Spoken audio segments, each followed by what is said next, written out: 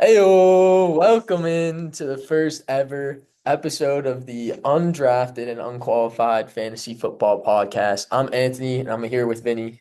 What's up, everyone? Today, specifically, we're just going to focus on our initial reaction to the pretty exciting draft. And we're going to focus on QBs and running backs in particular. So, this is from a redraft perspective, but we are going to throw in some dynasty tips for as those rookie drafts are coming up and are important to setting yourself up in a dynasty league.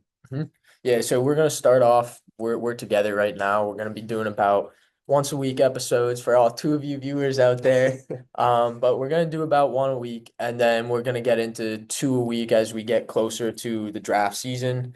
So later in the summer, we'll start doing two a week, and we'll be pumping out some content throughout. So we're gonna start with QBs and running backs today. We'll do wide receivers and tight ends next week. Eventually, over the summer, you will see us on separate screens on Zoom, Mhm. but for now, while we got each other in person, we're gonna be doing it in person. Yes, sir. Yeah, anything to add? No, excited to get this All going. right. All right. Well, in that case, let's hop into it. So we're gonna start with the QBs. Vinny, tell me who's your favorite QB in this class, where they landed, and all Yeah. the other things with it. Yeah, for me, it's definitely an obvious one. I think this was like a weak QB class. So for me, it's got to be Cam Ward. I mean, I think just the capital of going first overall, it provides him a lot of security, more security than the other guys behind him that are going, third, fourth, fifth round. So that one overall gives him the opportunity to like he has that fifth year option. He's gonna get an opportunity to play. They seem to be wanting to build weapons around him. Um, it's not as exciting as one of these past guys like a Trevor Lawrence, Joe Burrow, that one that you just know is going to be a guy. There's a lot of some questions marks for him, but I think just based on like the class of QBs, that's definitely just my favorite landing spot. Yeah, me too, honestly. Yeah, it's a weak class, as you said. I think it wasn't the flashiest receivers, but they drafted Chim Dike out of Florida with the first pick of the fourth round, and then they Mhm. drafted Alec Iomanor later that round as well. That's right. Or Yeah. maybe it was the fifth. Either way, they took him on day three as well. So they drafted two guys to get him some more weapons. I think this is a huge upgrade for Calvin Ridley too. We're gonna see, we'll see where he goes ADP wise, but I may be liking Calvin Ridley again this year because he has a QB upgrade. And yeah, all the talk they're saying right now, they're gonna see Will Levis is gonna be battling with him. It's a QB battle right I now. don't know about You that. spend the first pick in the draft, you're starting that guy. So Yeah. honestly, I think Cam Ward is gonna end up being a pretty useful guy, and his legs too. Like he can run. Hmm. So he has a little bit of rushing upside as well. And you have some pass catching running backs at your Hmm. service. Chiga Okonkwo is a serviceable tight end. So it's not the best receiving room. It's not the best team to land with, but I think in terms of this class, he's going to be pretty good. When it comes to rankings, uh, I'll probably have him top 20 when it's all said and done. So it's nothing special, but back end top 20 is probably where I'll end up ranking him. Maybe 20 to 24, but Yeah. definitely top 24 QB. Yeah, my initial reactions of just like obviously training camp's got to play out, but I don't really see him as a quarterback that like anyone should be drafting out the gates. I think we need to let the situation like play out, see if Calvin Ridley can still be that guy. He is getting up there in age. But yeah, like you said, I mean, he's got the legs as an option, which is always good in fantasy. Um, but also I think like we got to touch on his like college production. I mean, Mhm. he's a legend and he's a legendary quarterback out of college, I guess, in terms of like statistics. So he might not be that high profile prospect, but there's definitely a lot of things to like be excited for when Mhm. it comes to what he's able to do. Yeah. And I think the fact that the Titans, Travis Hunter, Abdul Carter, those are like generational, not maybe not generational, but those are top tier talents that you could argue are better than Cam Ward in terms of high end Yeah, talent. I But would. yeah, Yeah. but I think it shows that like there's a great QB class next year, and the Titans just said, Mhm. we're going to take our guy. while we can.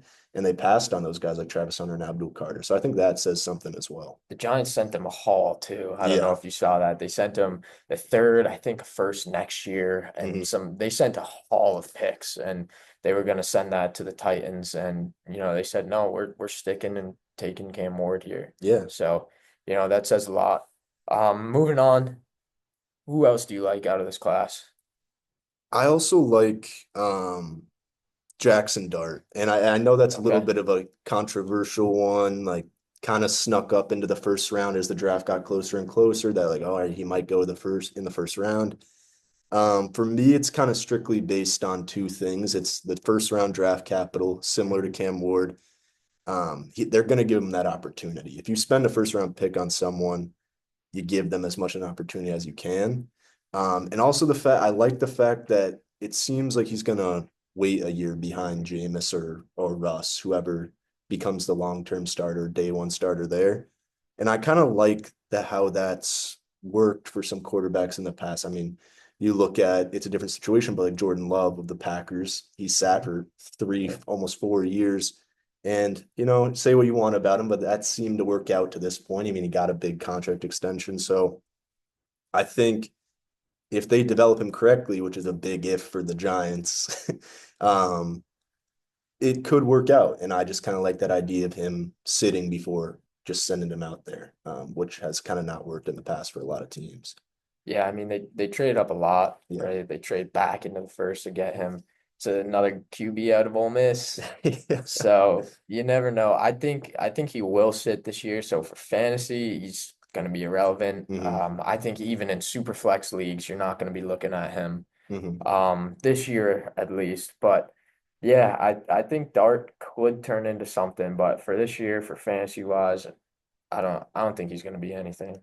Yeah. And I'm glad you mentioned that because to throw in sort of a dynasty sort of outlook, like this is Mhm. someone that in a dynasty league you could be more excited about, I think. Kind of waiting that year, I guess, depending on your situation, but it's someone that could turn into like a valuable asset and you Mhm. could get for much later in a rookie draft, close to the end of that first round. So, yeah, I think, like you said, nothing for this year, but maybe something in years to come. Yeah, Dynasty League, would you take him QB2 right behind Cam Ward? Yeah, I think that's with the first round draft capital, Capital. that's kind of the only option. Yeah, Yeah, behind Cam Ward, yeah. yeah, I would agree with you there. We're gonna touch upon some other QBs quick. Tyler Show, any thoughts on him? New Orleans. It was definitely like an interesting story of kind of like I just recognized the name, but then started to hear like some people like him in the first round. The Hmm. Giants might take him in the first round. So it was just kind of like exciting to watch where this guy was going to go. Yeah, I mean, it's an interesting landing spot. Kellen Moore, the new head coach in New Orleans, he's an offensive mind, so that's something to become excited about. But um, yeah, with Derek Carr, I know he dealt with a lot of injuries last year, so it's kind of like a just wait and see kind of thing for me. Like I don't see him pushing the job day one unless something happens to Derek Carr, then it becomes a battle between someone. But it is just kind of exciting that how he kind of came up so quickly in this draft process. Yeah, I think it is gonna be his job because there's the Derek Carr injury he's dealing with right now that's Mm, supposedly more serious than they thought. For fantasy, I don't like it. There's nobody there outside of Olave. Olave's dealing with the concussions, right? One more could be career ending. And yeah, then you have Rashid Shaheed coming back from an injury. I forget what it was. It might have been ACL. yeah. I think at But towards the end of the yeah, year. that's rough. They didn't draft another receiver. So, there's not a lot of weapons there. They have Juwan Johnson, who they just extended, Hmm. but there's not a lot there. And aging Alvin Kamara, they didn't draft another running back. Yeah. So I don't love the landing spot. I don't know if he'll develop, but off the radar for fantasy. Jalen Milrow, I like Jalen Milrow. I think he's going to be pretty good as if he gets the opportunity, right? I think Hmm. Seattle has some weapons there for him to develop. It's generally a good system. He will be behind uh Sam Darnold. So he won't get the opportunity right now, but I like the potential for down the line. If you're thinking dynasty, maybe take a shot at him later in Yeah. drafts. Yeah. Yeah, no, I agree. I do kind of like the Jalen Milroe pick. I mean, I think like there was kind of a trend in past drafts where guys like Anthony Richardson jump all the way up to four, then they're pretty raw talents, and you kind of see how that doesn't really play out well in the NFL at times. And I think this is just a great like draft capital for, third round for the Seahawks to a chance, like you said, to develop a guy. Sam Darnold's there right now, and that guy's been up and down his whole Yeah. career, so you never really know what you're going to get out of him, especially with a new team. So, yeah, I mean, also the fact that if Jalen Milroe ever gets the shot to play, that rushing upside from a fantasy perspective is just what we Yeah. love to see. So, yeah, I think it for the Seahawks, it's not much to lose, and for Jalen Milroe, if he ever gets that shot, it could be exciting to watch. Yeah, off the radar though again. Um, one other name potentially like based on the landing spot. I want to bring up Will Howard. Mm, They took him in the sixth, but I think with that job, with that landing spot, there's so much opportunity for him, yeah. right? That could be his. I think they're really banking on Aaron Rodgers here. So I think it's going to be Rodgers. But, Hmm. say Rodgers ends up retiring, that could be Will Howard's job, right? Who's the other? It's Mason Rudolph is the only other Wow, he's QB still in the there. room. So I think they just re-signed Oh, him. did they? Okay. But Mason Rudolph's the only other QB you have. Yeah. Will Howard, I think, the potential is a lot higher than they know what they're getting out of Mason Rudolph. So Hmm. I think as long as Rodgers doesn't go there, that could be really interesting for this year too. So I think you could have maybe another potential relevant QB out of this class Hmm. outside of Cam Ward if Rodgers doesn't go there. Yeah. I feel like there's no way they don't go into the year or they go into the year without like a proven guy like a Mhm. Rodgers or someone else out there. But I do kind of I'm starting to like Will Howard. Like it's like Okay. obviously watched him in the college football playoff at OSU, winning a national championship. And I don't know, I'm just seeing a lot of clips about him. That's just like this guy is just like super motivated, positive. He just seems like a leader. And yeah, I mean, it's just with the opportunity there that yeah, you're right. If even if they sign Aaron Rodgers, who knows like what's going to happen with him? Right. He's basically on his grave, like stepping into his grave. So yeah, I don't know. I think it's like, could be a relevant sixth round, but yeah, I'm starting to kind of, keep a flyer out on Will Howard of just, Yeah. especially in dynasty leagues of like, hey, this guy's gonna fall and fall. Like it's a sixth round quarterback. So yeah, it's kind of a guy that I'm putting a flyer out on. Yeah, I like the player. I think he was drafted a lot later than I kind of expected as Mm, well. I yeah. was thinking more that fourth, fifth round, and he fell to the sixth. Yeah. So, maybe NFL teams view him differently, but if the opportunity is there, you got DK Metcalf, George Pickens, Yeah. you got Pat Fryermuth, you have a new running back, you have Jalen Warren already, who's Yep. able to catch passes out of the backfield. So I think Mike there's Tomlin there's too. some opportunity there if all works out. But we'll keep an eye on Will Howard. I think Cam Ward is the only relevant one to talk about. And a lot of people are going to be thinking Shador Sanders. What about Shador and Dylan Gabriel? Well, we both have them as the guys we don't like. Yep. We like the least out of this class for landing spot and everything. I'm really low on Dylan Gabriel. You're really low on Shador Sanders. So why is Shador the guy you're lowest on? I just think like watching that slide really showed to me what the NFL thinks about him. Not only the slide, but the fact that a guy that we're going to talk about in a second, Dylan Gabriel, went before Shadur Hmm. Sanders to the same team. Hmm. And so in the third two rounds before. So it's just obviously there's some character issues in terms of like his leader questions about his leadership, just overall commitment to the game of football. So I think when those issues come about and it's not like this is some next level talent we've never seen before either. Like, sure, he had the famous stat of like highest ever completion percentage for a college quarterback, which is great and all, but um, yeah, just those questions about his character like really worry me. And then the fact that he fell that far in the draft after being talked about as a first round pick.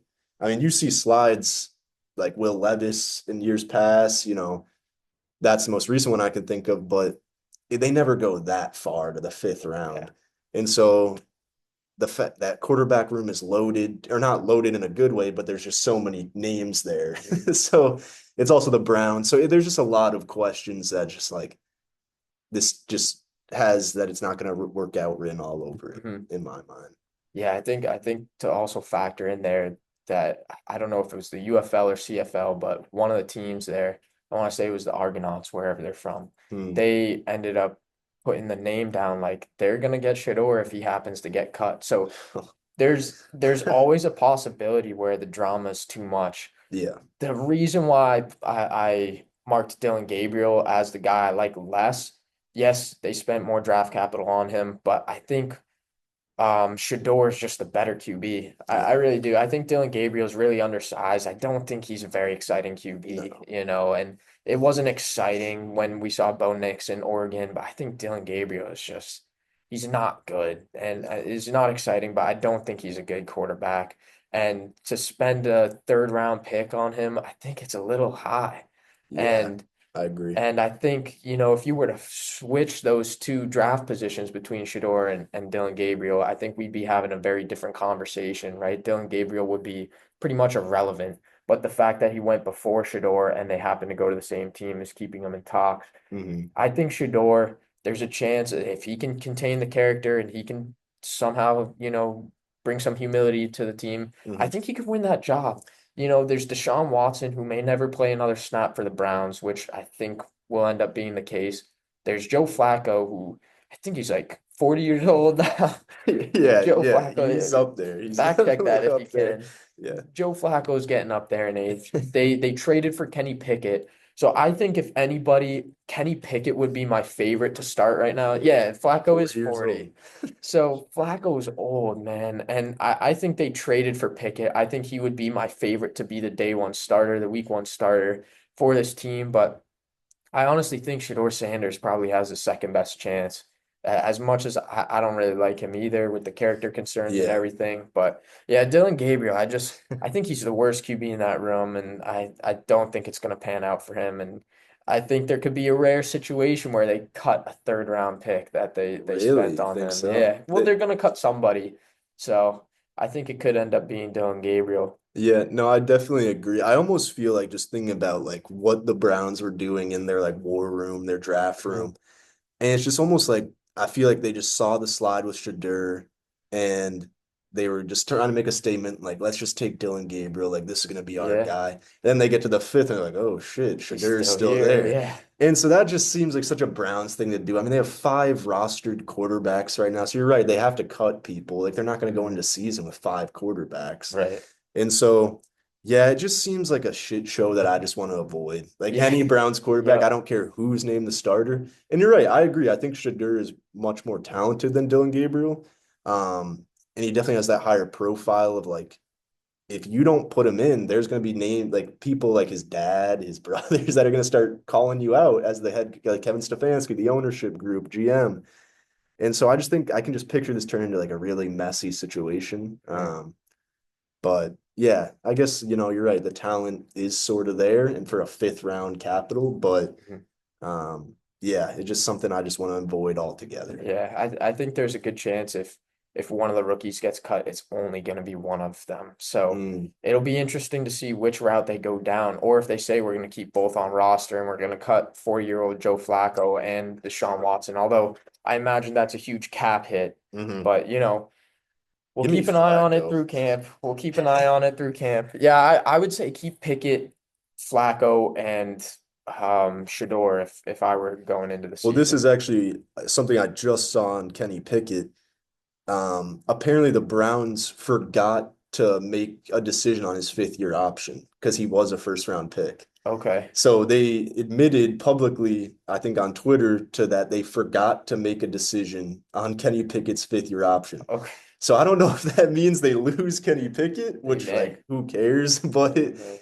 that's just a crazy Browns thing to do that they draft two quarterbacks in back-to-back rounds almost, and then Yeah. they forget to make Kenny Pickett's like contract year decision. So That they could explain part of why they took two, they but are a mess, and I we'll don't think see. they're going to be changed anytime soon. Yeah. So yeah, Yeah, let's wrap up quarterbacks there. Keep an eye on Cam Ward. That's about it. The rest worry about for dynasty. yeah, But let's get over to running backs here. I'm gonna start with my favorite guy. I think the very easy answer for this class is Ashton Genty. I think he goes into a system where the opportunity is completely his. He's going to be a three down back there with you have only Raheem Mostert and Zamir White. I think Abdullah is there too, but none of those guys are going to be taking touches except for change of pace, maybe yeah, some third down receiving guy. work. Yeah. But Genty can do it all. He goes to the Raiders, who have Geno Smith now at quarterback. Hmm. They have Brock Bowers, who was possibly the best tight end in football as a rookie last year. Then you have Jacoby Myers on the outside, and then they drafted a pair of wide receivers as well, one being another guy who can play the outside, Jack Besh, who we'll talk Hmm. about Yep. next week. But I think that's just a situation where, there's not much to it. He's going to end up being likely a top 12 running back for me in my rankings. And I think he's going to be a very exciting player for fantasy this year. Yeah, no, absolutely agree. I mean, I think at this point, if you're listening to this, you know about Ashton Jeanty already. Yeah. You're like he's got it all. I mean, he's got the draft capital, like you said, situation, not much competition. And I would even go in even further than top 12. I would say he's definitely already in my top five for running backs Wow. for Wow. redraft. If I again, I have to go through the rankings and actually do that out, but right now I'm just picturing that's a growing offense. You mentioned Geno Smith, like coming into that can kind of be a leader, control that offense. Mhm. Brock Bowers, of course, but yeah, it's just like a young offense that um, never really had a run game, and that seemed to be a major issue of theirs. So yeah, I mean, it's just Genty's going to get everything, and Mhm. that excites me. That's definitely a guy I would probably take in the first round Yeah. of any rookie 101 rookie draft pick, and 101 then rookie for definitely a sure. first round draft pick for a redraft as well. So yeah, love Yashin Genty. Yeah. Let's get into your favorite guy there. Yeah, I The mean, next running back I drafted. guess, I wouldn't say he's my favorite prospect behind Genty, but Omarion Hampton, I really like the landing spot. And I know it's one that, like, again, people scared by Najee Harris being there. But I think if you look past that, it's only a 1 year deal for Najee Harris. Mhm. Hampton's a guy that can serve as a three down back. Harris really isn't that kind of player anymore. So I picture him as more of a goal line guy, like, taking some first early down carries. And if Hampton can kind of take over that third down role and swap in on early down roles as well, Harbaugh loves to run the ball. So I Mhm. just think it's like a perfect team fit. You might not see the value you want right off the bat in terms of fantasy production, but I think it's just going to be one of those classic guys that you start to see like a Bucky Irving. I mean, Bucky Irving was not first round draft capital, but he starts to slowly get into this role and then just takes off down the season and wins you a fantasy championship. Mhm. So I love the landing spot. And Najee Harris really doesn't scare me with that 1 year contract. Yeah, I think Hampton, like you said, I think he's more of a second half season riser Mhm. for me. I envision them being pretty split evenly Yep. as they start the year. I think Najee's a good enough player that he'll fit right into that Harbaugh system Hmm. and they'll ease Hampton in. So I don't know where he'll fall in terms of the rankings for me. But he's definitely one to keep an eye on because they do run the ball and it was productive with J.K. Dobbins there last year, who Yep. had a bounce back season, and even Gus Edwards could score some He had a few touchdowns games there. for So, sure. Yeah. so yeah, I like that spot as well. Keep an eye on Hampton for sure. My second favorite running back of this class is Caleb Johnson. Love the spot. Yeah. He's a very patient running back who has Hmm. been compared to Le'Veon Bell, who has been a Steeler himself. Hmm. So Caleb Johnson goes into a system where the only running back that's really relevant for fantasy is Jalen Warren. Jalen Warren, he's never been the guy there, and they don't want to make him the guy there. I think fitting into the Mike Tomlin system, I really like Caleb Johnson. They spent a day two pick on him in the third round, so there's often that drop off. Day three is where you have to start worrying for running backs. So they spent a day two pick on him. a lot of capital. They didn't have a round two pick. Hmm. So they spent their second pick on him, which I think says a lot about how they value Caleb Johnson. The only thing I would be concerned about is the fact that Arthur Smith is the offensive coordinator there. So I would be a little worried there. Maybe Yeah, they'd like Warren for a hot hand, one day, like, oh, Warren's going to get the goal line work here. yeah, yeah. But I think Caleb Johnson could come right in and be uh, at least a RB3 in that backfield. And I really like him as probably a top 30 running back this year and right out the gate, too. Yeah, no, I also like Caleb Johnson and the landing spot a lot.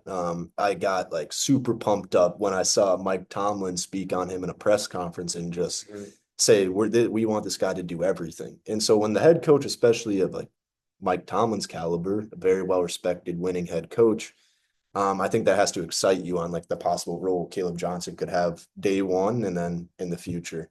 Um, and like for people that might be new to like following the NFL draft and you're seeing like this guy was a late third round pick, that's actually like you were mentioning, day two draft capital for running backs is pretty common. Like Mhm. it's honestly uncommon for running backs to go in the first round. It's not really a round where it's maybe late round pick, so it just kind of shows you the talent of Genty.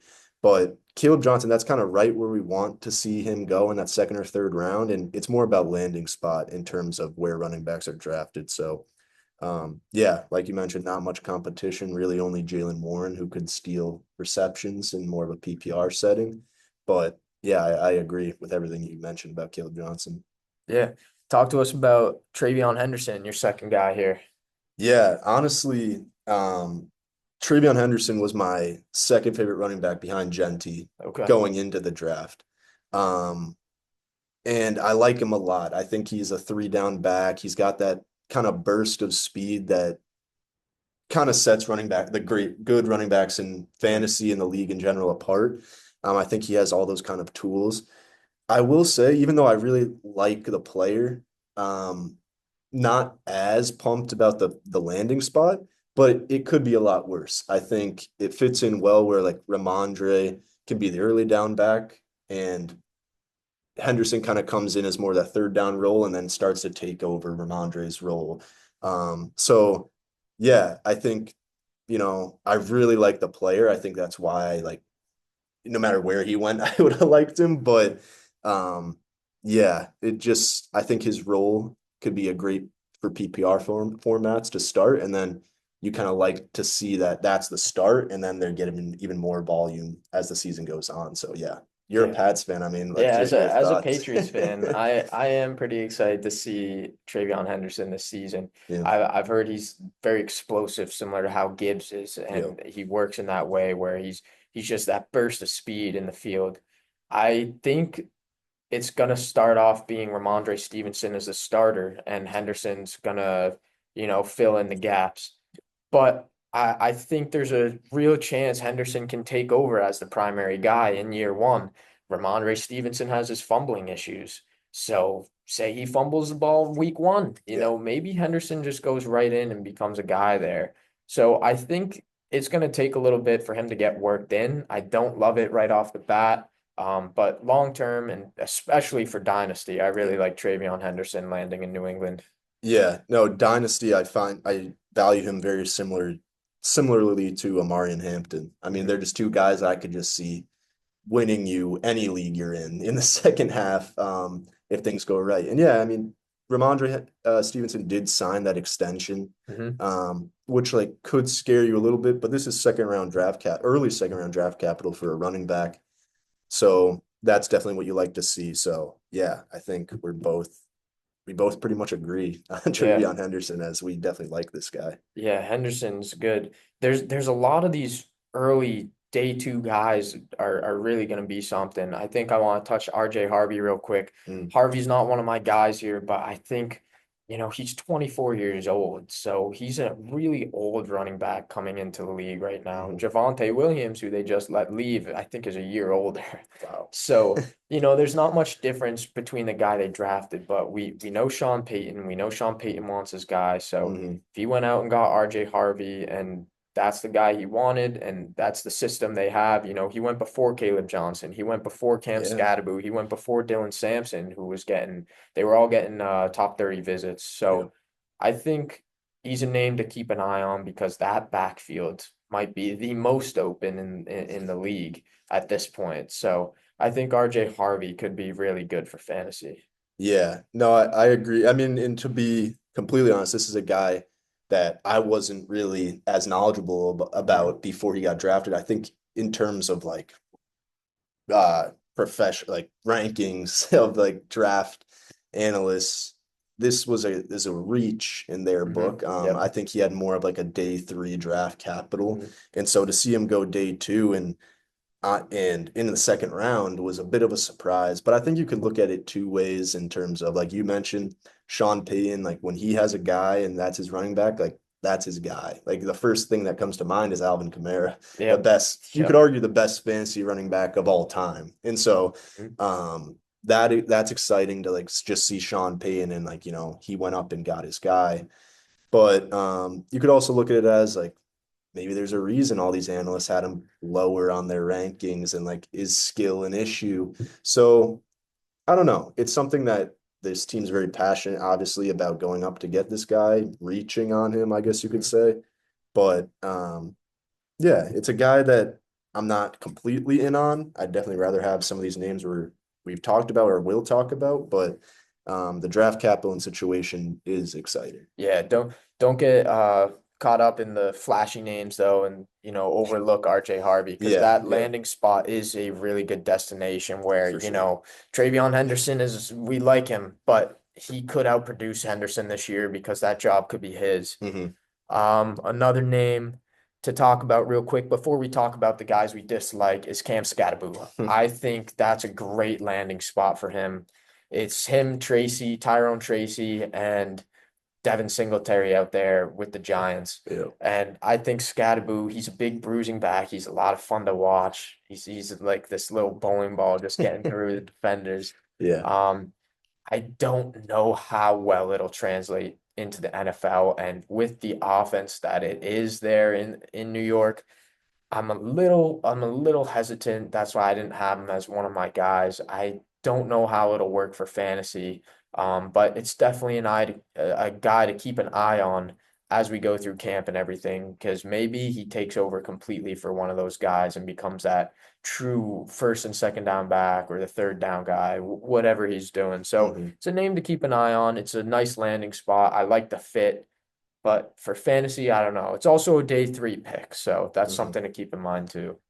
Yeah, I think like every year the draft has this like fun story of a guy that just rises up boards and like has a great senior season or whatever it was. And this year for me, it seems like it's got to be Cam Scadaboo. Like, I mean, he he kind of had that run in the college football playoff where he was just catching touchdowns, running touchdowns, throwing Mhm. touchdowns, and everyone was just like, "Who is this guy?" Like, Playoff King. and so like, uh, yeah, the draft capital, fourth round, that's okay. And like you mentioned, the situation is open for the most part. I mean, that Tyrone Tracy did kind of show flashes, but um, yeah, it's just kind of someone that I was kind of hoping like I was kind of trying to see what does the NFL think about this player. Mhm. If someone jumped up and like did what the Broncos did with RJ Harvey and got him in like the second Yeah, round, I'd be like, all right, yeah, I'd be high they on have a plan Scadaboo. for this guy. So I'm just curious what the Giants' plan is for him because he does have a wide skill set, but um, kind of like what exactly will he be doing is the biggest question for me. Yeah. So a little bit wide open there. So it's a wait and see in my eyes, and I don't want to reach too much on him in No. drafts. Let's talk about some of the guys we don't like as much. And I'll pair these two together. Again, we have a pair of Browns that we dislike here. You dislike Quinshon Judkins, and I dislike Dylan Sampson. So start us off with Quinshon Judkins because he got drafted in the second round, the fourth pick of the second round. So there's a lot of draft capital that was invested into Yeah. Judkins. Yeah, this one kind of stings to it hurt me putting down that I didn't like this on my list of Mhm. a guys I didn't like. And it has almost all to do with the landing spot.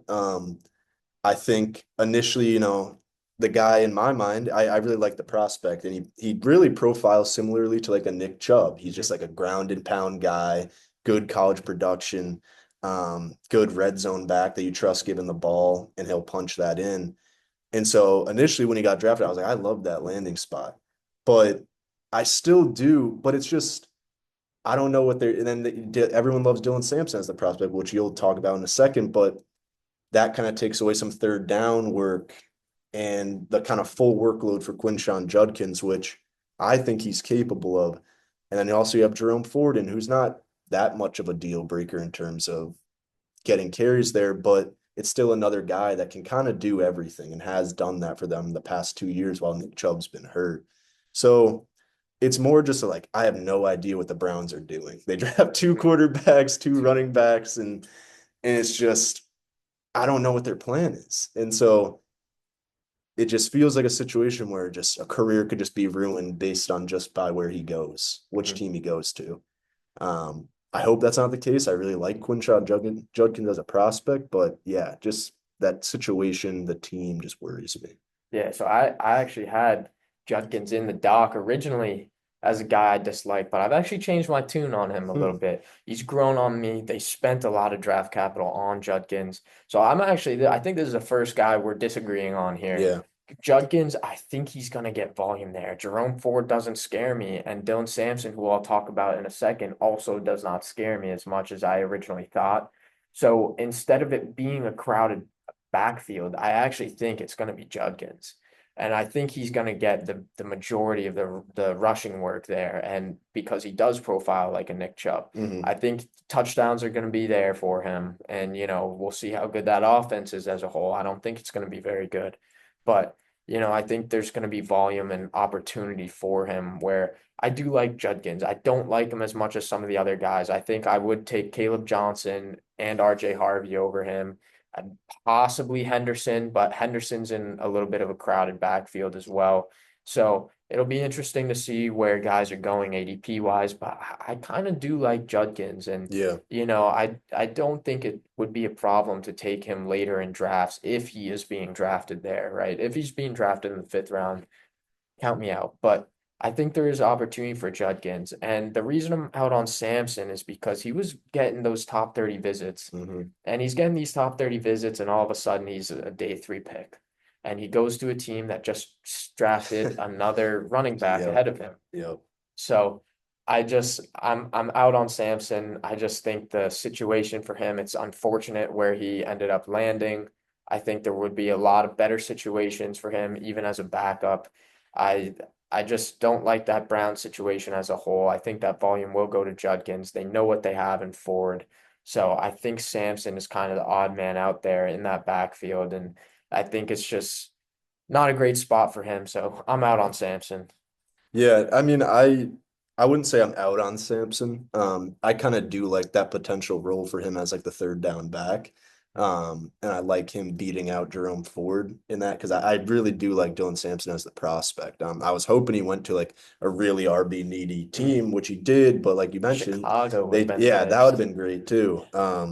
But he went to a team that already drafted running back in the second round. Mhm. So for me, those things just kind of counteract each other of like it seems like they're drafting to fill roles. And they by that pick, it kind of shows me maybe they don't think Quinshon Judkins is a three down back, which is Yeah, like really what you look for from a fantasy perspective. it's possible. It's also possible they did the same thing with Shador where Samson fell later than they thought and That's they true. ended up scooping him up because that's the best guy on their board. That's true. Either way, it's not my favorite backfield to target for this year in fantasy. It's just not a good team, not a good offense, and it's a little crowded right now in terms of we just don't know how it's going to look.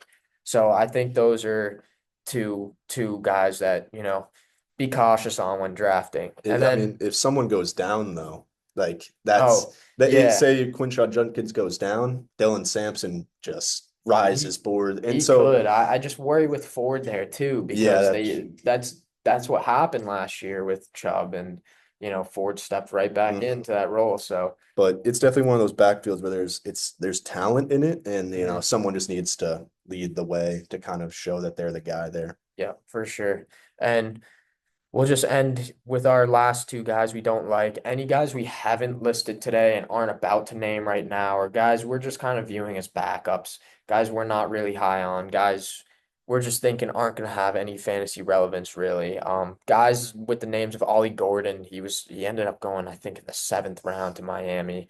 I just don't love that for him. But some other notable names here that we're lower on.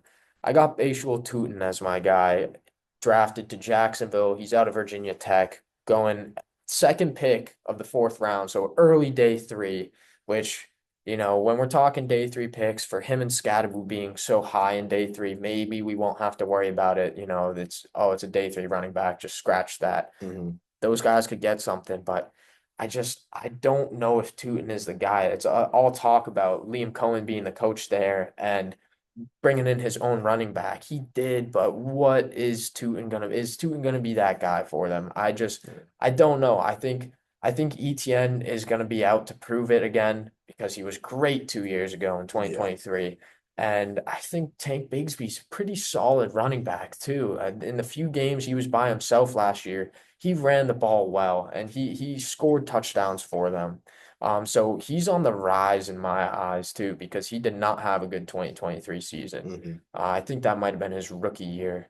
So he's just a guy that, may find a role. I don't know where Tootin's gonna fall, and it reminds me of Dylan Sampson, where what's gonna happen with these guys. I'm out on Tootin in terms of fantasy. Dynasty wise, I would be much more intrigued because I think that could become his backfield. For this year alone, I'm out. Yeah. The Jaguars backfield is one that I just kind of want to avoid altogether. Mhm. It sounded like you were higher on ETN, which we can discuss the current starters in a later episode. I know we're focused on the rookies, but like names like Bigsby there who showed flashes last year. I just don't see a role for Tootin as much. So yeah, it's not that I'm out on him, like you mentioned in a rookie draft for a dynasty league. It's someone to definitely take a flyer on in like the third round. But yeah, it's an interesting one where it also I will say this. I don't have much to say about Bishal too, but I'm glad that they didn't take Genti Yeah, because I saw the yeah. draft odds started to rise of like they were the favorites to take. I'm like, what Mhm. the hell are they doing? So I'm glad that they didn't take him Yeah, because I would have not disliked Genti. I think he could go anywhere and be the guy, but that would have been a weird one to figure yeah, out. So glad they didn't do that. And yeah, this backfield's kind of just one I want no part of. yeah, I agree. I think with Genti too, I think because he landed in such a good spot, that's another reason why I'm so high on him, and Yeah. I Oh had yeah. to talk Yeah. about him first. Hmm. So the last guy you have here is Jadon Blue landing in Dallas. So what do you got on him? This isn't more of like this isn't more that I dislike the player and situation. I think it's just more of like a warning of like, listen, yeah, the Cowboys drafted a running back. They were talked about maybe drafting Travion Henderson, Judkins, Hampton. Like if they got those guys fell to them, they didn't spend an early round draft or day one or day two draft pick on a running back. Jadon Blue was a third round or day three draft pick. Fifth rounder. Yeah, fifth rounder. So it's just kind of like that classic situation of, oh well, Rico Dowdle's the guy that he has to battle out, and Well, like, no, not even Rico. Rico's in Carolina now. oh wow, So the guys there is Javonte Williams, and they brought in Miles Sanders as well. So okay, I would say Blue is probably the third guy there. So a little bit yeah, of a new backfield. yeah, and it's someone that like I just wouldn't get overly intrigued by. Like I Mhm. think Javonte Williams being there, um, that's sort of news to me. I lost track of that one, Yeah. but I like that. And so I don't know. I just think there's no reason to get too overly excited about a fifth round draft Mhm. pick. When if they thought they needed running back, they would have done that earlier in the draft, I Mhm. think. So, yeah. I will say we've talked about some crowded backfields today with Henderson landing in New England, Tootin landing in Jacksonville. Hmm. You have Sampson in Cleveland, right? Judkins, I think we're both a little bit, he might get the role first. But Blue landing in Dallas, he was the latest of the guys we've talked about, but Javonte Williams, they signed a 1 year deal. Miles Sanders has not been good since being in Philadelphia. Yeah. So there's a real chance in my eyes that if Blue just shows up and becomes the best running back they have on the roster, that they're going to give him the work. Hmm. We know they like running the ball. We know they like a good running back. So Rico Dowdle got over 1,000 yards from That's scrimmage last true. year. That's true. So and I'm not a huge Rico guy. It was more opportunity. So I'll be real interested to see what happens. But I think, honestly, I would kind of factor out Miles Sanders. I think Blue could get even some work alongside Javonte Williams because I don't think anybody's going to be a three down back there. No. But I kind of agree where I don't know if I love the situation where again, we just don't know what it's going to be. Hmm. But that is an offense I like. So I think I'm keeping my eye on him a little bit more than you are. But I think it's definitely fair to like keep your eye out on him. But just like I said, the fact that they just didn't use a draft pick on a running back earlier mhm, kind of says to me that they liked their situation. And now I don't know why they would like the situation of Miles Sanders and Javonte Williams, yeah, but it seems like they liked it. mhm, If they're not going up to get a top end guy like Hampton, Judkins, or Henderson, so Caleb Johnson even. So that's more of the reason for me. But yeah, you're right. Definitely a guy that if he gets a shot, um it could work out for him. So mhm. yeah, it's definitely a name to watch. Yeah, and it's interesting here. I'm pulling up their draft board. So they took Tyler Booker, which was almost considered a reach in the first round, but I think that's such a Cowboys pick that it could work out for them. Yep. So at guard there. Then in the second, they took Donovan Ezraku, who I actually wanted as a Patriots fan, Mm, the edge rusher out of BC. I think that's almost just a value pick for them, right? mm, And they do well with some certain edge rushers. So I think that's a good pick there. And then in the third, they had a guy fall due to injury, the cornerback out of East Carolina, Siobhan Ravel. mm, So part of me agrees with the fact that they didn't trade up or go out and get a running back, but mm, I think the way the board fell, I mean, they didn't have a fourth round pick, so Blue was their fourth pick overall in the fifth round. I think there's a chance that he could be utilized a little bit more. I like Ravel a lot too, so I'm loving that pick for them to get him in the third. I think that's pretty damn good value there. mm, So just the way the board fell, I think they might have just been going off value before getting their running back. mm. So it's someone to keep an eye on, but again, day three pick, we always got to be cautious. Yeah. Yeah, and I think to like speak to the running back class as a whole, it's definitely an exciting one for fantasy. Oh yeah. Last year we had some guys sort of show up towards the end of the year. But to start the year, there weren't many guys at all that you were Mhm. kind of excited to go get in a redraft league or even a dynasty league.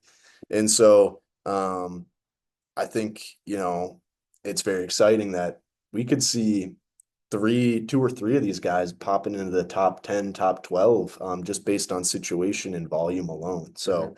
yeah, it's definitely an exciting class Very to look exciting. forward to. Yeah, I don't even off the top of my head, the only guy I can remember from last year is Bucky Irving. That was a second half riser. Yeah. So Trey Benson was like a second Benson, round pick. yeah. Jonathan Brooks, but he Yeah, ended Brooks was the first injury. guy, yeah, and the But injury. So yeah, yeah, this class overall is going to be really exciting. I'm really excited for fantasy yep. to see how these guys do, what becomes a situation for them. Mhm. Um, in terms of QBs, again, I think Cam Ward, take a look at Cam Ward, Yeah. especially in Superflex. I do actually like him as a QB too. I think you could pair him up, and that would work out for you there. Hmm. But yeah, I'm really excited for this running back class specifically. Hmm. Yeah, no, I agree. Um, a lot of opportunity, especially in later rounds if people, are scared of the situations of Amari and Hampton and Travion Henderson of like, oh, they're not the day one guys. Well, I think those are the best picks, and those are the picks that win you the league. That if you can get a guy like that in like the sixth, seventh Hmm. round, that could be maybe your RB3 or a flex, or Hmm. even if they're your RB2, I'd feel comfortable with them there. Just because I'm very confident that they'll get that volume sooner rather than later. So Yeah. I think it's a class where there's like the obvious guys like Genty, and then there's some guys that seem obvious to a lot of people, but other people might pass on due to reasons that really shouldn't affect where they're drafted. Mhm. So yeah. Yeah. Exciting for sure. Well, we'll wrap it up there. We'll end the first episode right there. I know we're running a little long today, but really excited to keep talking about this. We'll hit you guys with receivers and tight ends next week. So that'll be a really exciting episode as well. We'll kind of do the similar format here that we did today. And yeah, we'll keep coming at you with more fantasy content as we go. But that's gonna be it. That's a wrap for us. And yeah, thank you guys for tuning in. All right. Peace, everyone.